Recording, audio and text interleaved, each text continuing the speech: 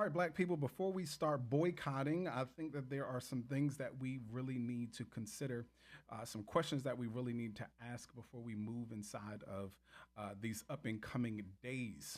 Welcome to the desk of Dr. Dandridge. Listen, here on this channel, we tackle where faith meets critical thought.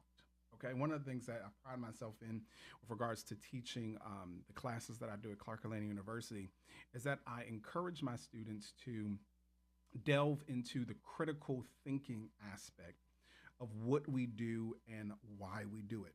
Okay. Today, we're tackling a big question. Should Black churches, should Black people boycott companies that have abandoned diversity, equity, and inclusion, those DEI initiatives? Now, I've seen a whole lot of stuff. I've seen Jamal Bryant posting some stuff and calling for people to boycott Target. I've seen Al Sharpton calling for people to boycott Amazon. I've seen stuff all over social media for all these boycotts and fasting. You know, we always want to give a spiritual spin to a lot of these things, but there are some things that I really want us to look at and consider. Number one, boycotts have been historical. They've been used as a historical tool for economic justice. It is so true to note that things like the Montgomery bus boycott, apartheid, divestment, and more, all of these things have been things over the course of history that have truly led to the advancement of African Americans, especially inside of American culture. But here's the thing, those movements that you saw inside of the past that we're trying to, piggyback our ideas and our consciousness on and our actions towards, guess what? Those movements were strategic. Those movements were also sustained, and those movements were also a part of a larger system of activism. I can really delve into those three things in so many different ways. The fact that I really don't see a strategy to what's happening over these next couple of days and weeks. I don't see any kind of sustainability. One of the things that we can look at, even with regards to the Montgomery bus boycott, is that this happened until change happened. The fact that we're setting an expiration date on this fast, the fact that we're setting an expiration date on this boycott makes me question whether or not we are truly in this thing for a win, or if we're just in this thing for some media propaganda, if we're in this thing for some likes and some attention. Because a lot of folk, whether you're boycotting or not boycotting, whether or not you're boycotting for a day or 40 days or fasting for 40 days, guess what? The second that you go right back to that vendor, the second that you go right back to that company and start patroning that company, what happens? You become a part of the problem all over again.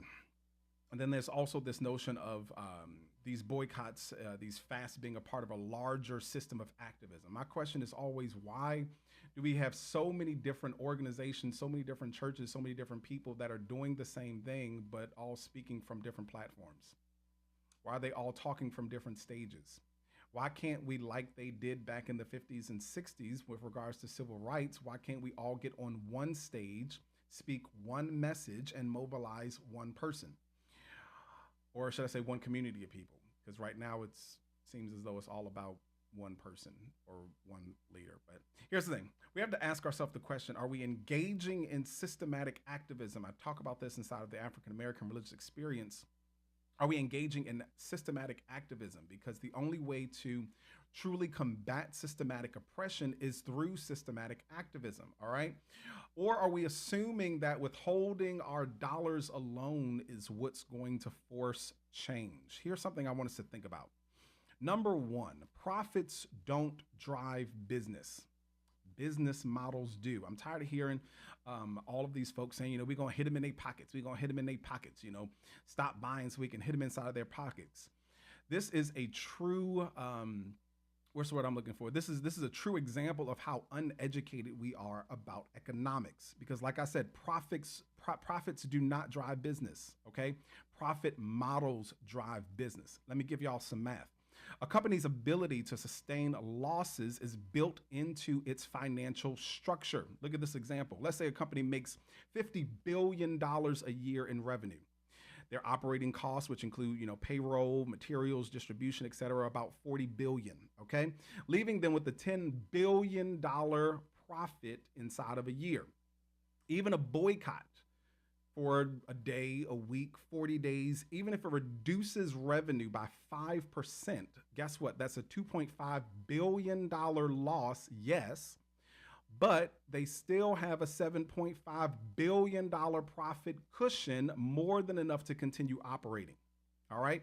No smart business goes into business or has a business model set in place that is not going to be able to sustain long periods of loss. And here's the thing, many of these Fortune 500 companies that a lot of these people are fasting from and boycotting from, guess what? They have cash reserves or diversified revenue streams that allow them to absorb that allow them to absorb losses for years without feeling any kind of real pressure. What does this mean? This means that short-term boycotts, like what we're doing, might not cripple a company the way that we think that they will, unless we disrupt, in my opinion, their long-term revenue model. They can just wait us out. Also, another thing, we're telling them that we're boycotting them. Why not just do like we did back in the civil rights movement and just stop? Don't even make an announcement, because now what you do is you give them an opportunity to prepare. If you tell Target that, hey, we're going to boycott you all next month, they say, great, we know we're not going to have enough demand for something, so now we can adjust our buying so that our supply does not supersede what we know we're not going to get. It's like saying, if I had 100 people come to my restaurant today, but I only know 10 people are going to come to my restaurant tomorrow, guess what? I'm not going to stock my restaurant the same way that I am tomorrow, knowing that only 10 people are going to come, versus if I know that 100 people are going to come. We already gave them a heads up. These are just my opinions. Listen, tell me what you think. Put it down inside of the comments. Tell me what you think. So my real question today is, are we willing to sustain economic pressure long enough to force systematic change? All right. Now, y'all always know I love to look at the biblical perspective, because does the Bible support boycotts? The book of Micah, the 6th chapter and the 8th verse says, he has shown you, O man, what is good. And what does the Lord require of you? To act justice, to act justly, to love mercy, and to walk humbly with your God. Here's the thing. Justice is action oriented. All right. When Nehemiah inside the Bible saw that Jerusalem's walls were in ruins, he didn't just complain. No, he mobilized people, gathered resources, and built a solution. He understood, and I believe that we all should understand, that justice requires a strategic, long-term plan. All right. So if we're going to boycott, if we're going to fast, again, I don't know why we're calling it boycotting and why some people are calling it fasting. I guess we have to give some kind of spiritual relevance to some of these things. But here's the thing. If we're going to boycott, it can't just be about a movement. It can't just be about a moment. All right. It has to be about a movement. There has to be something long-term that takes place. All right. So what kind of message are we sending beyond today, beyond February the 28th? Beyond Lent? You know, some people are going to be fasting from these big companies and not purchasing from them for Lent. But what message are we sending beyond these dates? Because here's the thing. If we boycott it and we're not building alternative systems, are we truly shifting power?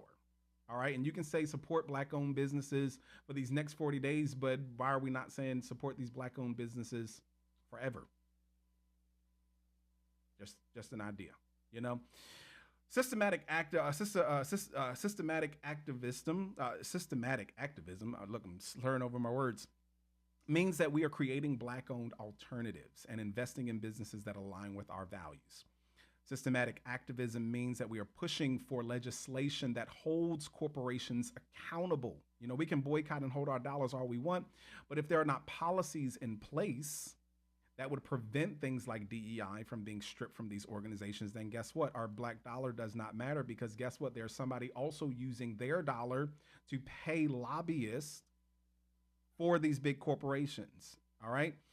Also want to ask the question, is this a moment of reaction? Are we just reacting to DEI? Because we weren't talking about the black dollar before DEI was brought up inside of the content of media, you know, or are we really trying to get a movement that is going to push the shift of power inside of America and across the world? All right. Now, here's the thing. The Black church has always been a leader in justice, but in my opinion, let's move with wisdom. Let's move with strategy, and let's also move with faith. I want to know, what do you think? What do you think? I want you to drop a comment. Share this with somebody. If you If you've kind of been, numb by all of these posts on social media with all this, DEI and boycotting all these major organizations, if you think that this could help some of your people inside of your community, do me a favor, post this, and let's build together. All right. Until next time, seek justice, love mercy, and let's walk humbly with our God. Thanks for watching from the desk of Dr. Dandridge.